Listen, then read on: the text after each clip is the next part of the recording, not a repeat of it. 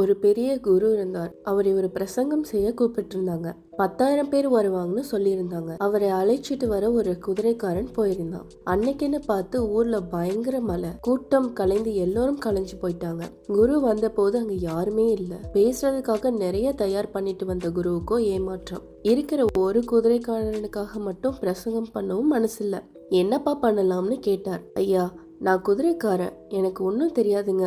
ஆனா ஒண்ணு தெரியுங்க, 30 குதிரை வளர்க்குறேன். புல்லு வைக்க போறப்போ எல்லா குதிரையும் வெளியே போய் அங்க ஒரே ஒரு குதிரை மட்டும்தான் இருக்குதுன்னா நான் அந்த ஒரு குதிரைக்கு தேவையான புல்ல வச்சிடுவேங்க அப்படின்னு சொன்னான். பலாருன்னு அரைஞ்ச மாதிரி இருந்தது குருவுக்கு.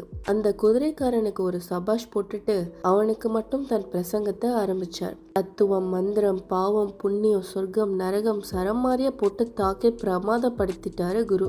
பிரசங்கம் முடிஞ்சது. எப்படிப்பா இருந்துச்சு என் பேச்சுன்னு அவனை பார்த்து பெருமையா கேட்டார் குரு. ஐயா, நான் குதிரைக்காரங்க, எனக்கு ஒன்றும் தெரியாதுங்க. நான் ஒண்ணு தெரியுங்க. நான் புல்லு வைக்க போற இடத்துல ஒரு குதிரை தான் இருந்துச்சுன்னா அதுக்கு மட்டும்தான் புல்லு வைப்பேன். 30 குதிரைக்கான புல்லையும் அந்த குதிரைக்கே கொட்டிட்டு வரமாட்டேன்னு குரு தெரிச்சிட்டார். மற்றவங்களுக்கு என்ன தேவையோ அல்லது எது சொன்னா புரியுமோ அதை மட்டும் சொல்லணும். புரியாத தேவையில்லாத விஷயங்களை சொல்வது நமக்கு தான் முட்டாள்தனம்.